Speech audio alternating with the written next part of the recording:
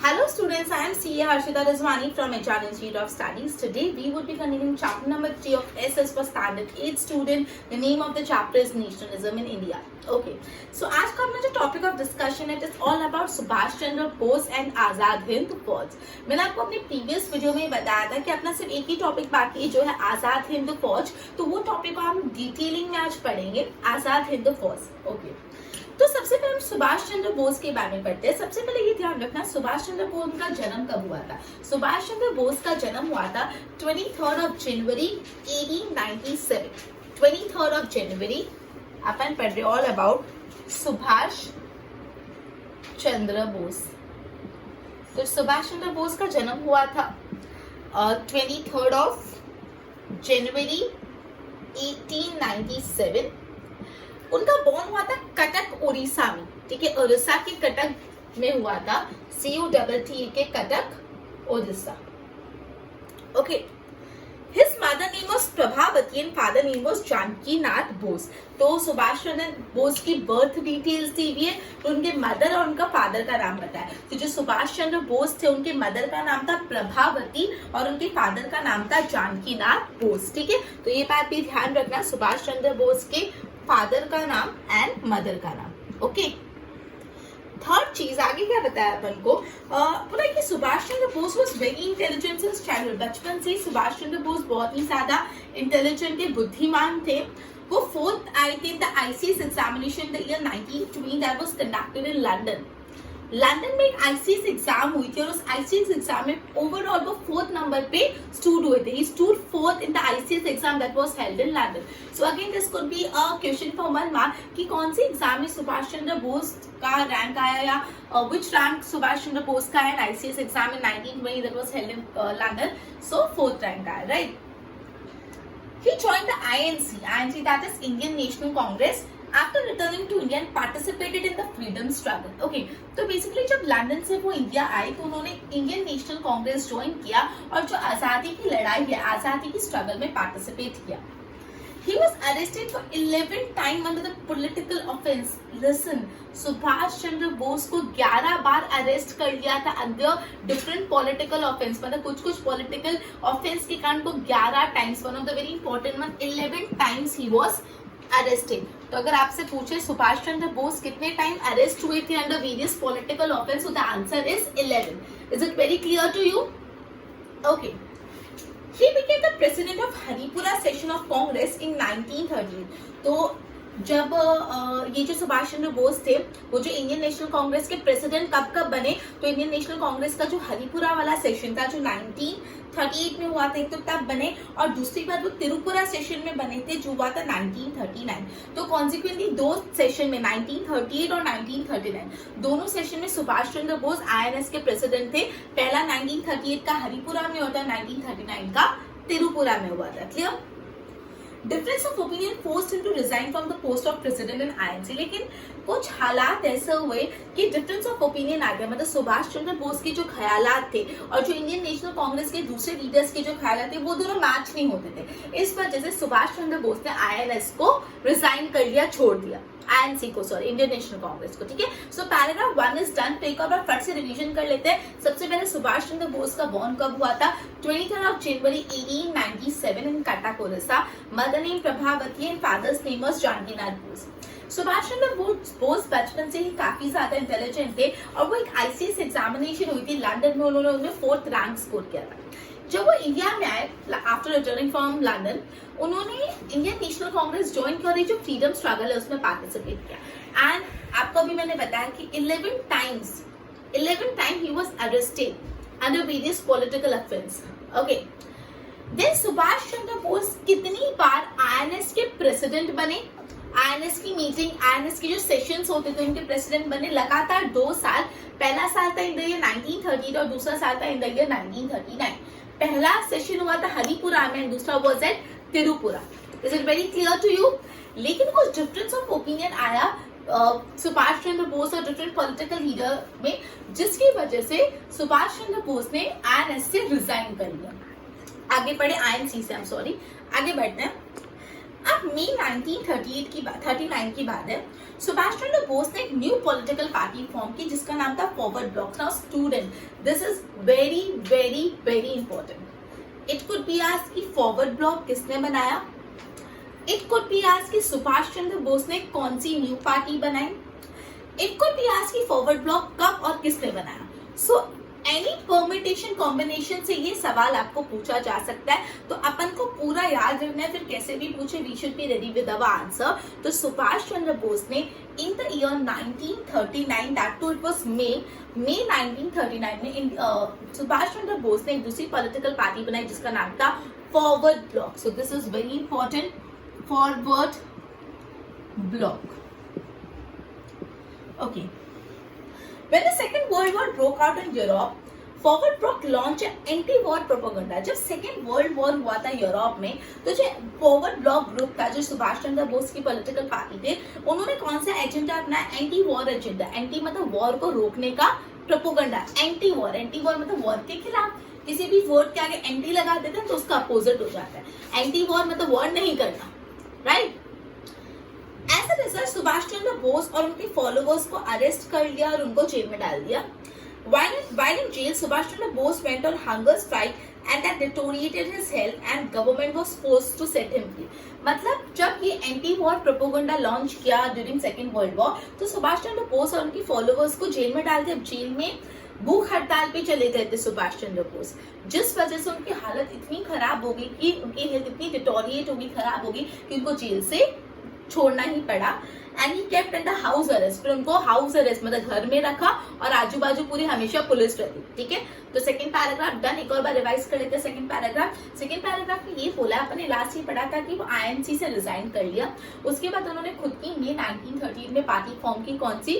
Forward bloc. जब second world war हो रहा था तो ये जो फॉरवर्ड ब्लॉक थे, उन्होंने क्या लॉन्च किया? Anti war propaganda.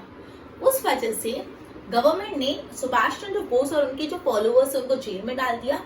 जब सुभाष चंद्र बोस जेल में थे उस समय पे वो हंगर स्ट्राइक पे गए और हंगर स्ट्राइक के कारण उनकी हेल्थ इतनी ज्यादा डिटोरिएट हो गई कि उनको जेल से निकाल के हाउस अरेस्ट में रखा।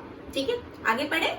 चलो अब बात है जनवरी 1941 की। 1939 से अपन आगे 1941, 2 साल बाद 41 जनवरी की बात है। 17 जनवरी Subhash Chandra Bose escape from the house arrest. 2 साल के अंदर सुभाष चंद्र बोस हाउस अरेस्ट से भाग के निकल गए। ठीक है, वो चोरी चुपके निकल गए। He disguise himself as a Pathan. Disguise मतलब कोई और रूप ले लेना। उन्होंने पठान का रूप ले लिया। ठीक है, कि उनको कोई पहचान नहीं पाए। वेश बदल दिया जिसको हम बोलते हैं। ठीक है, वेश बदल दिया उन्होंने। तो उन्होंने डिस्गाइज किया एज अ पठान और वो बर्लिन पहुंचे via Peshawar, Kabul and Moscow. मतलब पेशावर और काबुल और मॉस्को से होते होते वो कहाँ पे पहुंचे? बर्लिन। अब बर्लिन पे उन्होंने क्या किया? बर्लिन के रेडियो पे उन्होंने एक स्पीच दी जिससे ब्रिटिशर्स शॉक हो गए। एंड फ्रॉम देयर, बर्लिन से वो स्पीच देने के बाद कहाँ पे चले गए? डायरेक्ट जापान चले गए वाया सुमत्रा। मतलब सुभाष चंद्र बोस 1941 जनवरी 17, 2 साल के अंदर अंदर हाउस अरेस्ट में से एस्केप हो गए और उन्होंने डिस्गाइज किया हिमसेल्फ, मतलब उन्होंने पठान का वेश धारण करके वो कहाँ पे गए? Berlin via Peshawar, Moscow and Kabul. Berlin के रेडियो पे उन्होंने एक पावर पैक स्पीच दी जिससे ब्रिटिशर्स शॉक हो गए और ब्रिटिशर्स उनको पकड़े बर्लिन में। उससे पहले तो वो कहाँ चले गए? जापान में चले गए via Sumatra. Is it clear? आगे बढ़ते हैं। Okay, so this was all about Subhash Chandra Bose. फिर हम आगे आजाद हिंद फौज के बारे में पढ़ेंगे। सुभाष चंद्र बोस का जन्म कब हुआ, उनके माता पिता का नाम क्या था, वो लंदन में कौन सी एग्जाम थी, इंडिया में आके उन्होंने आईएनसी ज्वाइन किया, किस वजह से आईएनसी को छोड़ा, आईएनसी छोड़ने के बाद उन्होंने कौन सी पार्टी बनाई, वो पार्टी का प्रोपेगेंडा क्या था, उस प्रोपेगेंडा की वजह से उनको जेल में उन्होंने हंगर स्ट्राइक पे गए, उनको हाउस अरेस्ट में रख दिया। हाउस अरेस्ट से वो छुप के निकल गए, पठान का वेश धारण करके बर्लिन से जापान तक पहुंचे। ये थी पूरी कहानी about Subhash Chandra Bose. Is it very clear to you? Shall we move ahead? Okay, let's go. अब आते हैं एक बार थिंग्स टू नो में भी देख लेते हैं। Germany and Japan were fighting against England. Subhash Chandra Bose took advantage of this and started communicating with the German leader Hitler and Japan Prime Minister Tojo. अब क्या था? इंग्लैंड सेकेंड वर्ल्ड वॉर में एक England था, उसके सामने Germany और Japan थे। तो इंग्लैंड तो हमारे यहाँ पे रूल करते हैं, हमारी लड़ाई तो इंग्लैंड ब्रिटिशर्स से ही थी। तो जब हमारी लड़ाई ब्रिटिशर्स से थी तो ब्रिटिशर्स किससे लड़ रहे थे? जापान और जर्मनी से। तो हम लोग किस साइड चले गए? सुभाष चंद्र बोस जर्मनी के जो हिटलर थे और जो जापान के तब प्राइम मिनिस्टर थे तोजो, उनके साथ मिल गए। Being an Asian country, Japan was in a better position to help Subhash Chandra Bose decided to fight for freedom with the help of Japan। और जापान की मदद से उन्होंने सोचा अब यहाँ से मैं इंडिया को आजादी दिलाने की कोशिश करूंगा। Is it clear? अब आते हैं आजाद हिंद फौज। As an Indian soldier from British Army, captain Mohan Singh.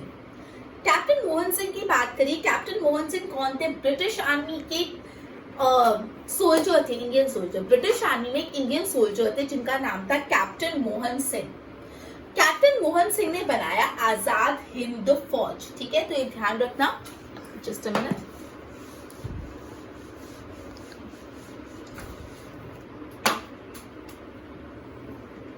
तो सबसे पहले आजाद हिंद फौज, अब आजाद हिंद फौज को हम लोग क्या बोलेंगे? और Indian national army, Indian national army. तो इंडियन नेशनल आर्मी बनाई किसने? ये बनाई कैप्टन मोहन सिंह ने। ये कैप्टन मोहन सिंह कौन थे? Captain Mohan Singh was a Indian soldier in British Army. Clear? Okay. With the help of Indian soldiers who had surrendered to Japan as war prisoners, मतलब बेसिकली जो इंडियन सोल्जर्स थे जो ब्रिटिश आर्मी के behalf पे लड़ रहे थे, तो जब ब्रिटिश आर्मी के खिलाफ लड़ते लड़ते उन्होंने जापान में सरेंडर कर लिया as a war prisoners. War prisoner मतलब लड़ाई लड़ते लड़ते जो सोल्जर्स प्रिजन बन जाते हैं, तो उनकी मदद से उन्होंने आजाद हिंद फौज चालू की। Due to difference of opinion between Japanese government and Raj Bihari Bose, Mohan Singh has to resign. अब क्या हुआ? बेसिकली ये जो जापान के गवर्नमेंट थे और जो राज बिहारी बोस थे, उनके बीच में कुछ डिफरेंस ऑफ ओपिनियन हुआ।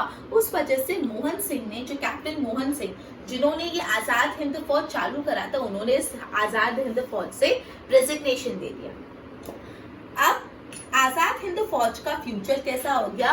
ब्लड दैट इज अंधेरे में चले गया। जिन्होंने बनाया था कैप्टन मोहन सिंह, जब उन्होंने रिजाइन कर लिया तो पूरे के पूरे आजाद हिंद फौज का जो फ्यूचर था वो कैसा हो गया? एकदम ब्लर हो गया। Is it clear? With general consent, Raj Bihari Bose appointed Subhash Chandra Bose as the chief of Azad Hind Fauj on 4 जुलाई 1943। अब जब कैप्टन मोहन सिंह ने आजाद हिंद फौज से रिजाइन कर लिया तो सबकी सहमति से राज बिहारी बोस ने आजाद हिंद का जो लीडर था, चीफ था, वो किनको बना दिया? सुभाष चंद्र बोस। सुभाष चंद्र बोस को उनका लीडर बना दिया। कब बनाया? 4 जुलाई 1943। मतलब 1941 में वो भागे थे और 1943 में आजाद हिंद फौज के वो चीफ बन गए। He was given the honorary title of Netaji. अब इस समय सुभाष चंद्र बोस को एक टाइटल मिला जो था वेरी इंपॉर्टेंट, नेताजी। तो नेताजी किनको कहा जाता है? सुभाष चंद्र बोस को। तो अगर आपसे पूछे who was given the honorary title of Netaji, so the answer is Subhash Chandra Bose. Subhash Chandra Bose that is Netaji ने एक स्लोगन दिया, चलो दिल्ली, जय हिंद, ये to force in the nation. तो ये अगेन वेरी इंपॉर्टेंट हो गया कि हु गेव द स्लोगन चलो दिल्ली। चलो दिल्ली स्लोगन किसने लिया था? नेताजी या तो सुभाष चंद्र बोस। तो इन्होंने कौन से दो स्लोगन दिए? चलो दिल्ली एंड जय Hind. Okay, He toured the country of Southeast Asia and appealed the Indian living there to sacrifice everything for the freedom of country. Netaji south east Asia के कंट्री में टूर पे गए और वहां पे जो हिंदुस्तानी जो इंडियन रहते थे उनसे अपील की कि अपने देश के लिए प्लीज सब सैक्रिफाइस करने के लिए तैयार हो जाओ. He said to people, you give me blood, I will give you freedom. आपने ये कहावत की कोर्स सुना होगा, तुम मुझे खून दो मैं तुम्हें आजादी दूंगा. तो ये जो स्लोगन है वो किन्होंने दिया था? नेताजी ने. तो मुझे खून दो और मैं तुमको क्या दिलाऊंगा? आजादी. So who give the slogan you give me blood I will give you freedom? Netaji या सुभाष चंद्र बोस. ठीक है. The slogan give a new impetus to the freedom struggle. Okay, आगे बढ़ते हैं. सो अभी अपने क्या पढ़ा? सुभाष चंद्र बोस के बारे में पूरा और आजाद हिंद फौज. तो गलती से भी अगर आपसे पूछे कि आजाद हिंद फौज किसने बनाई थी तो आप सुभाष चंद्र बोस मत लिख लेना. आजाद हिंद फौज किसने बनाई थी? कैप्टन मोहन सिंह. लेकिन इनके डिफरेंस ऑफ ओपिनियन की वजह से इन्होंने रिजाइन किया और तब सुभाष चंद्र बोस को उनका चीफ अपॉइंट किया. इन विच ईयर? 1943, 4 जुलाई 1943. और उसके बाद उनको टाइटल मिला नेताजी. ओके, आगे बढ़ते हैं. Provisional government. Subhash Chandra Bose establish Arzi Hukumat Azad Hind. अब सुभाष चंद्र बोस ने क्या एस्टैब्लिश किया? अर्जी हुकूमत आजाद हिंद. ब्रैकेट में in English acting government of free India, मतलब फ्री इंडिया का गवर्नमेंट. अर्जी हुकूमत आजाद हिंद उन्होंने एस्टैब्लिश किया. कहाँ पे? सिंगापुर में. कहाँ पे एस्टैब्लिश हुआ था? सिंगापुर में इन द ईयर 1943. देखो जिस साल वो चीफ बने थे उसी साल. ठीक है. He took charge of the chief of the army. Government declared a war against the England and America. ठीक है. Azad Hind Force reorganized by Subhash Chandra Bose after he became the chief of Arzi Hukumat Azad Hind. Proper training was given to soldiers and Azad Hind Force divided into various battalion. अब ये जो आजाद हिंद फौज के जो soldiers उनको proper training दी और उनको अलग अलग बटालियन मतलब जो आर्मी होते हैं उनके जो सेक्शंस होते हैं उनको बोला जाता है. आजाद हिंद फौज बेसिकली कितने बटालियन में डिवाइडेड था? 4 बटालियन. ठीक है, इंपॉर्टेंट. ये जो आजाद हिंद फौज है, आजाद हिंद फौज बेसिकली 4 बटालियन में डिवाइडेड था. और ये 4 बटालियन का नाम सुनिए क्या था. एक का नाम था गांधी, एक का नाम था सुभाष, एक का नाम था नेहरू और दूसरे का नाम, चौथे का नाम था आजाद. तो ये जो 4 बटालियन में आजाद हिंद फौज को डिवाइड किया उनका नाम क्या था? Gandhi, Subhash, Nehru, Azad. Clear? Okay. A separate and special battalion was form. एक और स्पेशल बटालियन बना था और जिसका नाम था झांसी की रानी. ये एक और स्पेशल बटालियन था झांसी की रानी और इसमें क्या थी? सिर्फ फीमेल्स थी. और इस झांसी की रानी बटालियन की लीडर थी लक्ष्मी सहगल. ठीक है. तो एक स्पेशल बटालियन बना था, स्पेशल बटालियन था जिसका नाम था झांसी की रानी. और ये झांसी की रानी फीमेल्स का था और इसकी कैप्टन थे लक्ष्मी सहगल. ओके, सो ये सब याद रखना. आगे बढ़ते हैं. Azad Hind Force secured victory at various front and eastern borders of India like Arkan and Imphal. Later on, the force was forced to retreat due to the shortage of food supply and heavy rain. America dropped the nuclear bomb on Japan and Japan surrendered. अब इनको पता है America ने Japan पे Hiroshima Nagasaki में second world war के दौरान nuclear bomb drop की रीजन भी आपको पता है. पहले जापान ने जो पोर्ट हार्बर था अमेरिका का उस पर अटैक किया था. पहले तो actually America second world war में थी नहीं, उन्होंने बोला हमको रहना ही नहीं है. लेकिन जब जापान ने अमेरिका के पोर्ट हार्बर जो उनका मेन पोर्ट था उस पे बॉम्ब ड्रॉप किया तब अमेरिका गेम में आया. उन्होंने धड़ाक से क्या कर दिया? हिरोशिमा नागासाकी पे बॉम्ब एंड पूरा का पूरा वॉर कंप्लीट, पूरा का पूरा हिरोशिमा नागासाकी खत्म कर दिया. तो ऑब्वियसली जापान ने तब सरेंडर कर दिया. Okay. The dynamics of the war change and the future of Azad Hind Fauj became hazy. 4,000 soldiers died and 25 soldiers were arrested. इस टाइम पे आजाद हिंद फौज के 4,000 सोल्जर की डेथ होगी और 25,000 सोल्जर्स को अरेस्ट कर दिया. Netaji has taken a vow that he will not enter the subjugated India. Subjugated India मतलब जो इंडिया किसी और कंट्री के जब्त में है. ठीक है, मतलब जिस इंडिया में ब्रिटिशर्स राज करते हैं वैसे इंडिया में नेताजी कभी भी एंटर नहीं करेंगे. Netaji left Rangoon and Bangkok and moved ahead by air. फिर वो नेताजी आगे रंगून चले गए, बैंकॉक चले गए। As per the report published by Japanese government, his plane that took off from Taipei airport of Formosa on 18th August 1945 crashed and Netaji being seriously burned and succumbed to death। मतलब Japanese एक report के हिसाब से ऐसा माना जाता है, भी कितना सच है कितना झूठ not very much clear, but Japanese report में ऐसा लिखा है कि जब एक plane took off from Taipei airport of Formosa 18 अगस्त 1945 को वो जब प्लेन निकला तो वो प्लेन क्रैश हो गया और नेताजी की डेथ हो गई। ठीक है, ओके। सो यहाँ पे अपन ने पूरा का पूरा सुभाष चंद्र बोस की हिस्ट्री जानी, आजाद हिंद फौज कैसे बना, सुभाष चंद्र बोस का उसमें क्या कंट्रीब्यूशन था, बनाया किसने, ये सारी बातें। So we have completed this chapter, but before ending this session I would like to ask you some questions and I hope आप लोग सब बहुत सही जवाब दोगे, and नहीं भी दिए so no need to worry, आप वीडियो वापस देख लो। जितनी बार वीडियो देखोगे उतना लर्निंग आसान हो जाएगा, बिकॉज आपकी फैक्ट्स क्लियर हो जाएंगे।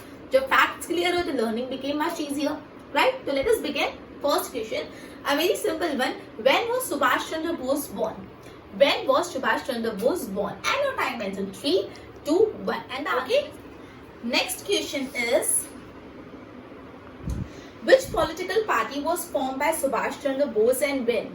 Which political party was formed by Subhash Chandra Bose and when? And your time ends in 3, 2, 1. And the answer is Forward Bloc in the year 1939, May 1939. Okay, next question.